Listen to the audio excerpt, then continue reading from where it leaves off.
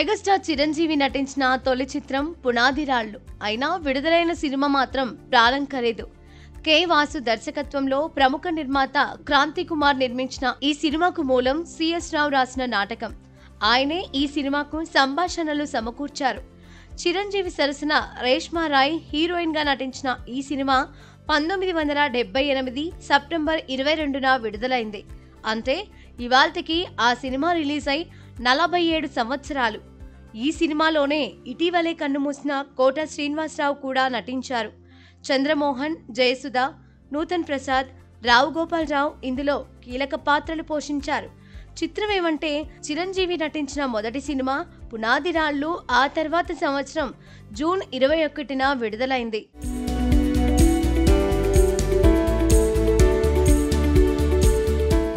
ప్రాణం ఖరీదు సినిమా తర్వాత చిరంజీవికి వరుసగా అవకాశాలొచ్చాయి.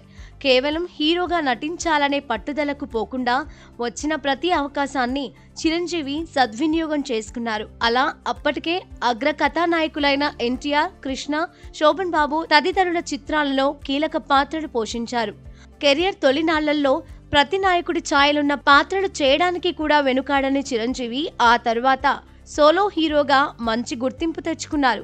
కేవలం 10 సంవత్సరాలలో అలా 100 చిత్రాలను పూర్తి చేశారు చిరంజీవి. ప్రాణం ఖరీదు సినిమా విడుదలై 47 సంవత్సరాలు పూర్తయిన సందర్భంగా ఆ రోజుల్ని తలుచుకుంటూ తనను ఇన్నేళ్లుగా ఆదరిస్తున్న అభిమానులకు చిరంజీవి ఎక్స్ వేదికగా కృతజ్ఞతలు తెలిపారు. వారి ప్రోత్సాహంతోనే ఇప్పటి వరకు 155 చిత్రాలను పూర్తి చేయగలిగానని అన్నారు.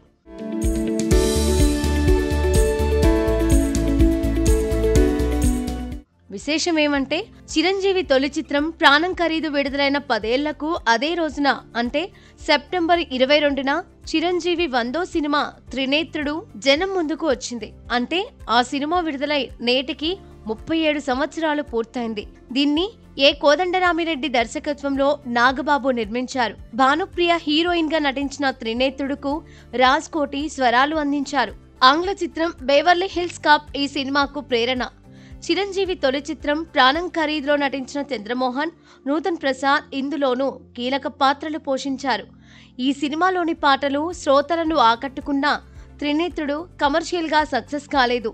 నటుడిగా తొలి దశాబ్దంలో శరవేగంగా సినిమాలు చేసిన చిరంజీవి ఆ తర్వాత స్టార్డమ్ను కాపాడుకోవడానికి ఆచితూచి అడుగులు వేశారు. మధ్యలో ప్రజారాజ్యం పార్టీ పెట్టినందువల్ల కూడా కొన్నేళ్ల పాటు చిరంజీవి నటనకు దూరంగా ఉన్నారు. అందుకే ఆ తర్వాత 55 చిత్రాలు పూర్తి చేయడానికి ఇంతకాలం పట్టింది.